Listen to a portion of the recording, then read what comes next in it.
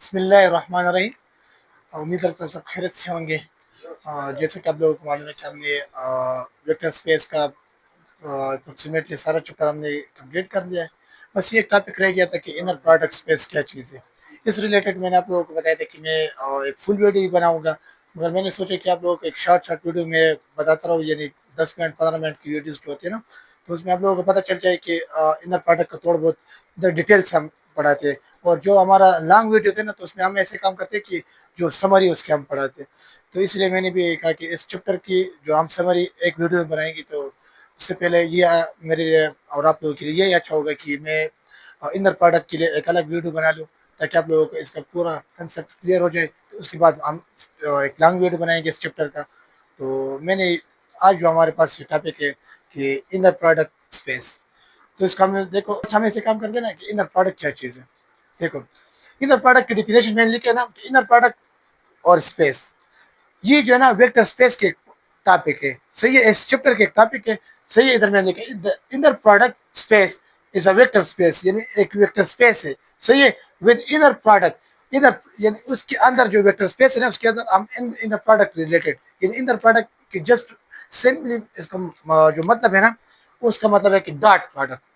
जो dot product हमने FSc level पे हमने किया था ऑलरेडी, डॉट प्रोडक्ट क्या चीज़ है।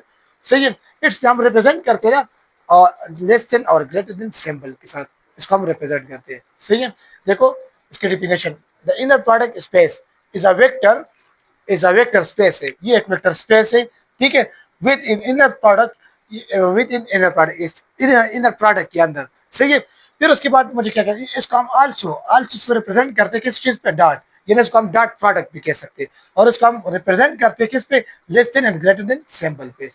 ठीक है, देखो इसकी 5 इंपोर्टेंट कीज है। इधर मेरे पास मैंने लिखा 5 इंपोर्टेंट कीज, यानी 5 इंपोर्टेंट इसकी कुछ आम पॉइंट्स है ना, उसको अगर हम जान ले तो इस सारा इनर प्रोडक्ट स्पेस को हम समझ जाएंगे। तो इसमें की पॉइंट्स है, इसमें फर्स्ट पॉइंट जो हमारे पास क्या है, इनर प्रोडक्ट क्या चीज है। देखो इनर प्रोडक्ट यूज हम करते हैं किसके लिए, फाइंड के लिए, फाइंड करते हैं इसमें हम लेंथ और एंगल। यानी इसका definition, it is use to find the length and angle, यानी एंगल का जो हम लेंथ फाइंड आउट करते हैं या एंगल को हम फाइंड आउट करते हैं, तो इसके लिए हम यूज करते हैं क्या चीज, बिटवीन टू वेक्टर्स, यानी दो वेक्टर के बीच बीच में। यानी हम कहेंगे ना मेरे पास एक वेक्टर इस साइड पे चला गया और दूसरा वेक्टर ये हो गया, या हम ऐसे कहोगे एक मेरे पास ये हो गया एक्सेस पे हो गया और दूसरा मेरे पास ये एक्स एक्सेस पे हो गया और ये वाई पे एक्सेस पे हो गया ना। इन दोनों के बीच में जो हम एंगल फाइंड आउट करते हैं, इन दोनों के बीच में हम वेक्टर फाइंड आउट करते हैं, तो इसको हम क्या कहते हैं, इनर प्रोडक्ट कहते हैं। इनर प्रोडक्ट ये चीज है। सही है, इन बिटवीन टू एंगल, हमेशा हम टू एंगल किसकी नीडेड जरूरी होते हैं। इसके रिलेटेड मैंने एक एग्जांपल किया, तो मैं आप लोगों को इस एग्जांपल को करवाता हूँ। देखो एग्जांपल मेरे पास क्या है, एग्जांपल में हम ऐसे काम करेंगे ना कि ये हमारे पास एक यू है और दूसरा हमारे पास वी है। तो इस यू वी के लिए हम ऐसे काम करेंगे, इसके लिए फर्स्ट हम एक फार्मूला में लिखूंगा, इधर मेरे पास एक फार्मूला है। इस फार्मूले को मैं आप लोग, इस फार्मूले को मैं इधर मेरे पास जो है ना, इस फार्मूले का हम देखेंगे। देखो फर्स्ट मैं ऐसे काम करूंगा, यू और वी के बीच में ना हम एंगल या लेंथ फाइंड आउट करते हैं। इधर मेरे पास क्या एक यू है और दूसरे मेरे पास वी है, तो हम ऐसे काम करेंगे। तो फर्स्ट मैं ऐसे काम करूँगा, यू वी और बीच में हम प्लस करेंगे, इसके साथ मैं देखूंगा कि वी यू। ठीक है, यानी फर्स्ट नंबर मेरे पास क्या हो गया, ये दोनों क्या है, ये हमारे पास आई, और सेकंड नंबर मेरे पास क्या है कि जे, यानी आई जे। इन दोनों को यानी हम ऑलरेडी पढ़ा था ना कि हम इस फर्स्ट नंबर को क्या कहेंगे, आई, सेकंड नंबर को हम जे कहेंगे। इस तरह इसको मैं आई कहूंगा, इसको मैं जे कहूंगा। सही है, इसको मैं इधर लिखूंगा। देखो मेरे पास ये क्या है, इसको मैं इधर डायरेक्टली लिखूंगा कि हमारे पास ये हो गया यू और वी, इसके बीच में जो एलिमेंट्स है इसको मैं इधर लिखूंगा। फर्स्ट नंबर मेरे पास के यू के एलिमेंट्स है, तो यू की मेरे पास 1 आई हो गया और इधर मैं 2 जे लिखूंगा। सही है, फिर ऐसे काम हम करेंगे। इन दोनों को जो हम बीच में क्या है मेरे पास, इधर फार्मूले में प्लस है, तो मैं इधर इस डायरेक्टली प्लस लिखूंगा। तो मैं इधर प्लस मैंने लिख लिया। अब हम ऐसे काम करते हैं ना, इस सेकंड नंबर को लिखूंगे, 3 आई मेरे पास हो गया और मैं ऐसे काम करूंगा, 4 जे हो गया। देखो आई को आई के साथ ऐड करना है और जे को जे के साथ ऐड करना है, मगर इधर ऐड करना मेरे पास क्या होगा, हम इधर क्या कहते हैं, इनर प्रोडक्ट। प्रोडक्ट क्या है, मल्टीप्लीकेशन कहते हैं। हम इसको डायरेक्टली मल्टीप्लाई करेंगे, यानी कैसे मैं मल्टीप्लाई करूंगा, यानी 1 को मैं मल्टीप्लाई करूंगा 3 के साथ, तो मेरे पास क्या आ जाएगा, 3 आ जाएगा। ठीक है, और इसको मैं इसके साथ मल्टीप्लाई करूंगा, ठीक है। इधर मेरे पास ये फार्मूले में ऐड करना है, इसका मतलब है कि हम बाद में इसको ऐड करेंगे। इस फार्मूले रिलेटेड मैं आपको समझाता हूँ। फर्स्ट हम ऐसे काम करेंगे, सारों को मैं डॉट प्रोडक्ट की मदद से इनको मैं आपस में मल्टीप्लाई करूंगा। इधर मैं क्या करूंगा, इस 2 को मैं लिखूंगा 2 मल्टीप्लाई बाय मेरे पास हो गया 4, इन दोनों को मैंने मल्टीप्लाई कर दूंगा तो 8 हो जाएगा, सही है। अब मैं ऐसे काम करता हूँ कि इन दोनों को मैं क्या करूंगे, इस और इसको, इन दोनों को मैं ऐड करूंगा। मैं करूंगा add, edit the given result, जो मेरे पास गिवन रिजल्ट आया है ना, इसको मैं क्या करूंगा, ऐड करूंगा। इसको मैं ऐड करूंगा इस फार्मूले के थे, यानी मेरे पास फर्स्ट क्या है, यू वी ऐड करना है और वी यू के साथ, और मेरे पास ये आ जाएगा यू और वी आ जाएगा। तो फर्स्ट मैं इधर लिखूंगा, फर्स्ट मेरे पास क्या है 3 है, और सेकंडली मेरे पास क्या है 8 है। इन दोनों का अगर मैं ऐड कर दूं तो ये मेरे पास आंसर आ जाएगा 11।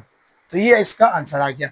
इसलिए मैंने आप लोगों को कहा कि आप ऐसे काम करो, डॉट डॉट प्रोडक्ट की मदद से इसको हम आपस में मल्टीप्लाई करेंगे और उसके बाद हम इसको ऐड करेंगे with the help of this formula. इस फार्मूले की मदद से हम इसको ऐड करेंगे।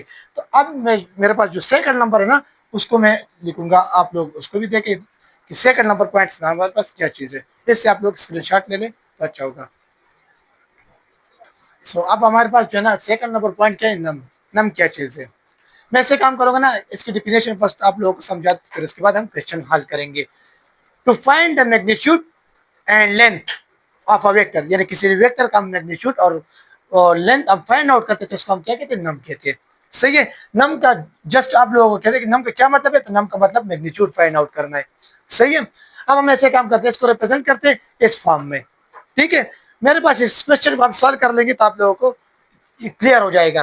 देखो इधर हम ऐसे काम करेंगे, अगर मैं मैग्नीट्यूड इसका निकालना चाहता हूँ तो इसको मैं फर्स्ट मॉडुलस फॉर्म में लिखूंगा। कैसे, इधर मेरे पास 3 हो गया, ये हो गया मेरे पास 4, और इसको मैं मॉडुलस फॉर्म में लिखूंगा। फिर उसके बाद मैं ऐसे काम करूंगा कि इस 3 के ऊपर क्या करूंगा, यानी इसका मैं मैग्नीट्यूड निकालना चाहूंगा और उसके साथ लेंथ भी फाइंड आउट करना है। फर्स्ट मैं मैग्नीट्यूड निकालना चाहता हूँ, अगर मैंने मैग्नीट्यूड कैसे फाइंड आउट करूंगा, इसके ऊपर मैं क्या लिखूंगा, स्क्वायर लिखूंगा, बीच में मेरे पास प्लस हो गया, उधर मैं 4 लिखूंगा और इसके ऊपर मैं अंडर द रूट ड्रा करूंगा। कैसे, हमको मालूम है, देखो हमने ऑलरेडी बेसिक फार्मूला नहीं पढ़ा था, A square plus B square under the root, ये किसका फार्मूला है, मैग्नीट्यूड।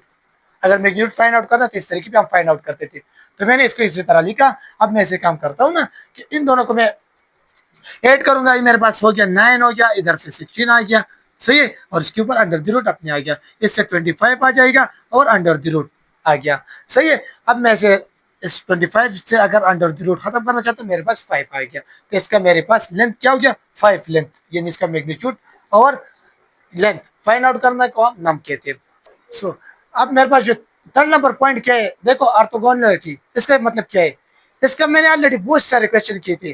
देखो अगर इस फॉर्म में ये आ गया ना, इसका मतलब कि फाइनल आंसर मेरे पास क्या होना चाहिए, 0 होना चाहिए, ठीक है। इसको आप ऐसे कंसिडर करें, यार ये ओ आ गया, हम इसको कहेंगे कि यार अर्तगल, अर्तगल, इसका आंसर मेरे पास क्या आएगा, 0 आना चाहिए, बस। अब इसको जान लें, आप लोगों को क्लियर हो जाएगा। जब भी मेरे पास आ जाएगा इसका आंसर, फाइनल आंसर मुझे 0 लाना चाहिए। अगर आपको क्वेश्चन में थोड़ा सा डिस्टर्ब हो गया ना, तो आपका क्वेश्चन यानी ये ऊपर नीचे हो गया, तो आप डायरेक्टली ऐसे काम करो, इसको आखिर में 0 0 करे तो किस्सा खत्म करो, ठीक है। Left hand side equal to right hand side. देखो इसकी डिफिनेशन मेरे पास क्या है, when two vector are orthogonal if their inner product, यानी अगर 2 वेक्टर, ये हो गया मेरे पास किस में, इनर प्रोडक्ट में आ गया, तो इसका आंसर मेरे पास क्या होगा, 0 होना चाहिए, सही है। हमेशा इसका आंसर हमारे पास 0 होना चाहिए। इसको हम रिप्रेजेंट करते हैं परपेंडिकुलर पे, परपेंडिकुलर का सिंबल हमारे पास इस फॉर्म में, हम इसका सिंबल है, ठीक है। अब मैं ऐसे काम करता हूँ ना, इस क्वेश्चन का मैं सॉल्व कर देता हूँ। मेरे पास फर्स्ट नंबर क्या है, इधर मैं लिखूंगा, देखो u, और सेकंड नंबर मेरे पास v है, ठीक है। इस फार्मूले में मैं इसको जस्ट पुट करूंगा। अब फर्स्ट नंबर मेरे पास क्या है, i है, सेकंड नंबर मेरे पास क्या है, j है। इस तरह ही मेरे पास क्या है, i हो गया और सेकंड नंबर j हो गया। i को मैं i के साथ मल्टीप्लाई करूंगा और j को मैं j के साथ मल्टीप्लाई करूंगा और बीच में क्या है, ऐड करूंगा। यानी मैं इधर ऐसे लिखूंगा कि u v इक्वल है मेरे पास 1 मल्टीप्लाई बाई, इधर क्या है, 1 है, तो 1 के साथ मैंने मल्टीप्लाई कर दिया, बीच में क्या है, एडिशन का सिंबल है प्लस, मैंने प्लस लगा दिया। सेकंड नंबर मेरे पास j वाला है, 1 मल्टीप्लाई बाई मैं करूंगा -1 के साथ मैं इसको मल्टीप्लाई करूंगा। इसको अगर मैं इसके मल्टीप्लाई कर दूं तो मेरे पास हो गया 1, ठीक है। ये इधर मेरे पास हो गया प्लस, इस दोनों का मैं मल्टीप्लाई कर दूं -1 आ जाएगा। देखो इधर मेरे पास क्या हो गया, 1 हो गया, minus multiply by plus multiply by minus हो गया, ये मेरे पास माइनस आ गया, तो इधर मैं ऐसे काम करूंगा, फाइनल आंसर मेरे पास क्या हो गया, 0 हो गया। अगर इस फॉर्म में क्वेश्चन आ गया, आप इसको जान लें, जो भी आ गया ना आपको, अगर मैट्रिक्स में आ गया या आपको कैलकुलस सब्जेक्ट में जो भी नाम आया ना, इसका मतलब ये है कि आप इसका फाइनल आंसर क्या निकालना चाहिए, 0 आना चाहिए। तो ये हमारे पास ऑर्थोगोनैलिटी को शो करता है। नेक्स्ट हम देखते हैं कि हमारे पास कौन सा पॉइंट है।